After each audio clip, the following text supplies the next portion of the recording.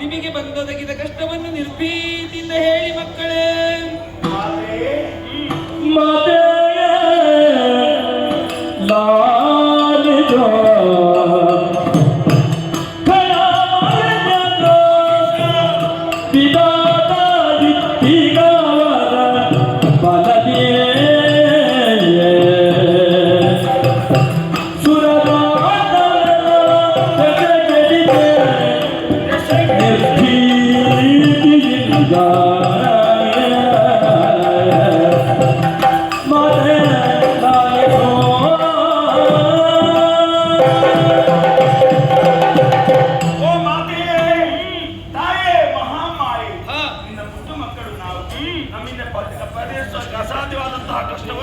ಸನ್ನಿಧಾನಕ್ಕೆ ಸಮರ್ಪಣೆ ಮಾಡಬೇಕು ಹೊರತು ಬೇರೆ ಯಾವ ದಾರಿ ನಮ್ಮಲ್ಲಿರಲಿಲ್ಲ.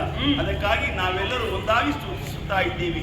ದಿವ್ಯ ಅದ್ಭುತ ಮಂಗಳ ಮನೋಹರವಾದಂತಹ ರೂಪವನ್ನು ಕಂಡಾಗ ಧೈರ್ಯವನ್ನು ತುಂಬಿಕೊಂಡಿದ್ದೇವೆ. ವರ್ತಮಾನ ಕಾಲದಲ್ಲಿ ಒಬ್ಬ ಖರನಿದ್ದಾನಮ್ಮ. ಭೂಲೋಕದಲ್ಲಿ ಶೋಣಿತಾಪುರದಲ್ಲಿ ಮಹಿಷ ಎನ್ನುವಂತಹ ದಾನವನ್ನು ಕಟ್ಟಿ ಬ್ರಹ್ಮನಿಂದ ವರ ಪ್ರಸಾದವನ್ನು ಪಡೆದುಕೊಂಡು ಆ ವರದಿಂದ ಬಲಾನ್ವಿತನಾಗಿ ಸ್ವರ್ಗಲೋಕವನ್ನು ಸೇರಿ ಇಂದ್ರಾದಿ ದೇವತೆಗಳನ್ನೆಲ್ಲ ಹೊಡೆದೋಡಿಸಿದ್ದಾನೆ. ರಾಕ್ಷಸರನ್ನು ವಧಿಸಿ ಪೂರ್ವೋತ್ತರ ಕ್ಷೇಮವನ್ನು ಉಳಿಸಿಕೊಡುತ್ತಾರೆ.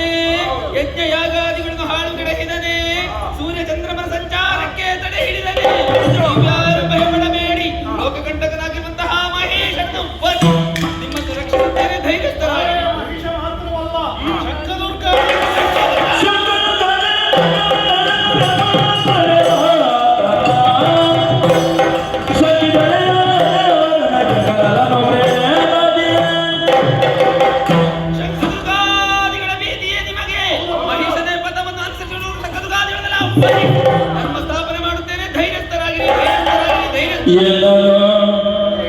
ಜಯ ಜಯವೆಂದು ಸಕಲರೋ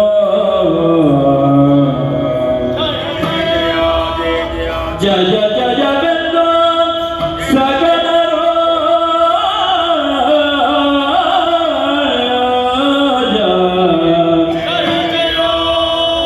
ಮಣಿಯಲಾಗಿಯೇ ವಿಶ್ವಕರ್ಮನೋ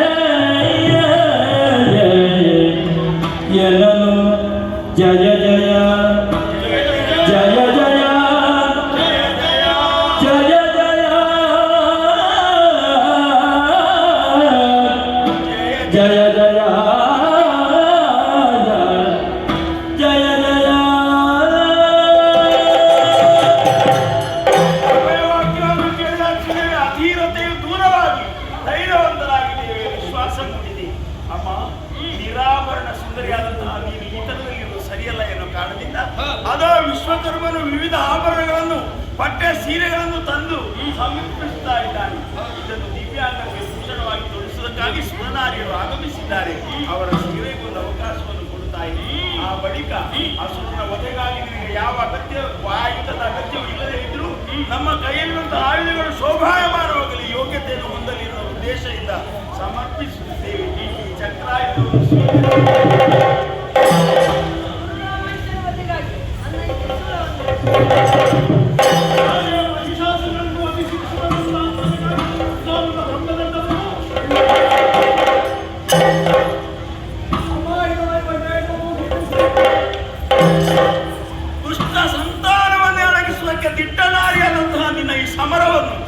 ಕಂಡು ಸಂತೋಷ ಪಡುವುದಕ್ಕಾಗಿ ಮುಂದಾದಂತಹ ಇವರೆಲ್ಲ ನೀನು ಬರೇ ಕಾಲಿನಿಂದ ಹೋಗುವುದು ಸರಿಯಲ್ಲ, ನೀನು ದಿವ್ಯವಾದಂತಹ ವಾಹನವನ್ನು ಏರಿ ಹೋಗ್ಬೇಕು ಅಂತ ಆಸೆ ಇರಿಸಿಕೊಂಡು ಅದು ಪರ್ವತರಾಜನು ಕಳುಹಿಸಲ್ಪಟ್ಟಂತಹ ಸಿಂಹರಾಜ ಬರ್ತಾ ಇದ್ದಾನೆ, ಸ್ವೀಕರಿಸಬೇಕು.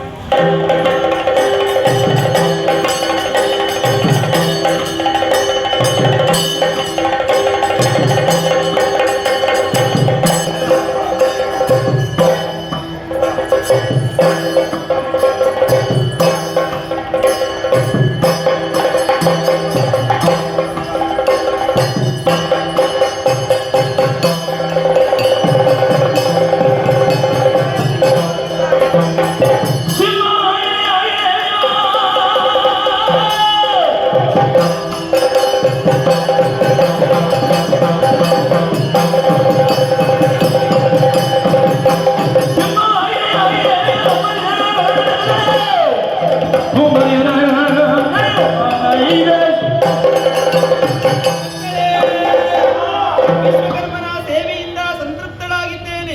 ನೀವು ಕೊಟ್ಟಂತಹ ಆಯುಧಗಳನ್ನು ಅಷ್ಟಭುಜಗಳಲ್ಲಿ ಧರಿಸಿಕೊಂಡಿದ್ದೇನೆ. ಸೇರಿಕೊಳ್ಳುವುದಕ್ಕೆ ಪರ್ವತರಾಜ ಮೃಗ ಕೇಸರಿಯಾಗಿ ಬಂದಿದ್ದಾನೆ. ಇದುವೇ ಪ್ರಸ್ಥಾನ ಶುಭ ಮುಹೂರ್ತ. ನೀವೆಲ್ಲರೂ ಜಯಘೋಷ ಮಾಡುತ್ತಿರುವಂತೆ ವಾದ್ಯ ನಿನಾದದೊಂದಿಗೆ ಶಂಖ ಧ್ವನಿಯನ್ನು ಮಾಡಿ